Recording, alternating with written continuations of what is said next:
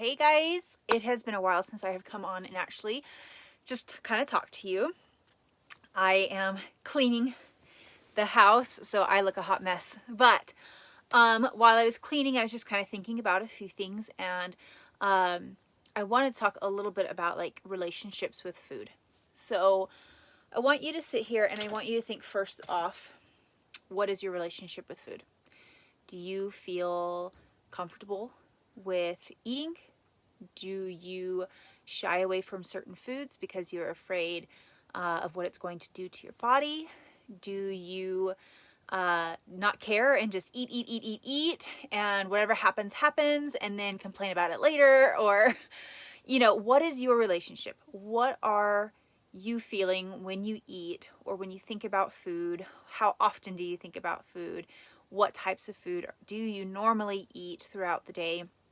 When you're having a craving, when you're hungry, when you're on the go, all of those things. I want you to think about that, okay? And once you have thought about that, I want you to think about what needs to change. What do you need to do to have a better relationship with food? One of the most common things is, especially in the dieting world, is eliminating foods. Okay, so say you eliminate carbs, or you eliminate sweets, or you eliminate soda. Whatever it is, there's something that is being eliminated, right? And while you have eliminated that, you feel good, you feel great, you're losing weight, you're seeing progress. But what happens when you put that back in? What results do you see? Are you able to control yourself with that food? Are you able to go on about your day and not be like, oh, I just really want that? Or are you able to just take a bite and move on? Or do you binge? What happens when you add that food back in? More often than not, what happens when people add that food back in is they binge on it, because it's a food that they enjoy. It's a food that they like, and they haven't created that positive connection with the food. All right, they don't have a healthy relationship with their food. They are doing the dieting, but they're not actually overcoming the issue. And that is one thing that I really, really like to stress with my clients, is learning your relationship with food. So for me, I have a few foods that I cannot control myself with. All right. So I'm good with soda. I can have a soda and I cannot have a soda. Like, it really doesn't matter. There are days I'm like, I just really want a soda because it sounds good, and I'll have it. And then there are other days like, no, I'm good. It's not something that I binge on. But what I do binge on are cookies. Any and every kind of cookie there is, basically. If it's a cookie, I'm eating all of it. So I have an unhealthy relationship with cookies, with sweets. And I know that. I realize that. And so what happens when I say, okay, well, I can't control myself around Oreos, so I can't buy Oreos. So then I just don't buy them. But what happens if I go to somebody's house or a party or something and there's Oreos? I'm going to eat them. I'm going to eat them all. All right. I'm going to binge because I haven't had them, and 2, I love them, and 3, they're there. They're just sitting right there. I haven't overcome the urge to eat it. I haven't created that healthy relationship of saying, Oreos are right there. That's cool. That's awesome. I don't really need one right now. Like, I'm fine. Or I've had 2 and I'm good. I'm fine. Or 3, or, whatever your limit is. So creating that, and the only way that we are going to create a healthy relationship with our food is to allow ourselves to eat it. Yep. You heard me right. Eat it. Enjoy it. Have it. Okay. Sean, my husband, he is starting to try and eat healthier and stuff. Now he's not so busy with school. Of course, he's not letting me help him. He's a man and he knows better. I'm just waiting for him to say, okay, I need your help. But he's doing his thing, and he's like, I need to cut out chips, and I need to cut out drinks, and I need to cut out sweets, and I need to do the Mediterranean diet, and I need to do this. And it all sounds great. He's going to see results. But the problem is, what happens when he's done with that diet phase? What happens when he introduces those foods back? He's eliminating way too many things, restricting himself. And the goal is to not restrict yourself. The goal is to create a long-lasting, healthy relationship with food. So I told him, I said, eat the chips. Eat the chips. Just limit yourself and say, you know, I'm going to have chips today, but I'm only going to eat 10 or 15. You know, like, I'm good with that. Creating that. And if you have eliminated a food, I want you to think about a food you really enjoy that you have eliminated. All right? Whatever that is, think about it. And I want you to get that food, and I want you to have it. Unless it's for like dietary reasons, such as like celiac or, you know, allergy or something. Obviously, don't do that. But I want you to have it. I want you to enjoy it.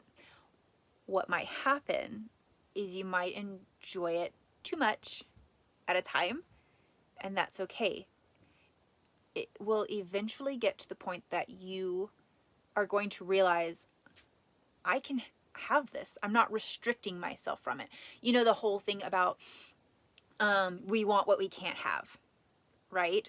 But when you allow yourself to have it and not just say, well, I'm going to eat it, that's fine, and then punish yourself about it, don't do that. Eat it and be okay with it. Eat it and move on. I've had it and moving on, okay? When you are able to do that, then you are able to have that item freely when you choose, not when your cravings choose, not when your brain is telling you that you need it, that addiction, right? You don't, sorry, I got a text message in it threw my concentration. But allow yourself. So I want you, that's your challenge, is that I want you to pick one item that you have restricted yourself on. And I want you to enjoy it. Okay? Again, you might over-enjoy it several times, and that's okay. That's part of the process. All right? After you have done that, you will start to create that healthy relationship with that item, so you can be around that item and not feel controlled by it. You are in control, saying, I don't need it. I've gotten to the point that I'm kind of sick of it. Like, I don't need more Oreos. I'm fine. I can have them whenever I want. I can have them when I want them. Not, I can't have them, but I want them so bad. I can't have them, but gosh, they're so good. And then I have them, like, oh, I just need to have them all because I don't know the next time I'm going to have them. Right? That's our goal. All right. And that's one of the things that I teach in my one-on-one coaching with people is finding that healthy relationship with their food. Counting macros or dieting or whatever it is that you're doing is so much more than following a specific plan. I can tell you exactly what to do. I can say, all right, so don't eat this, don't eat that, eat this and this, and then exercise Monday, Wednesday, Friday. And you're going to be like, all right, I can do that. Great, awesome. But what are you learning? You're not learning anything. You're just doing what you're told. You're not able to go about it on your own. You're not able to make that connection in your brain of, I can do this or I can't do that. I can eat this, but okay, you're still there. Sorry, somebody was calling me. So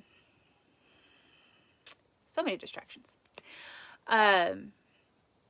But really focusing in on how to control your mindset. All right.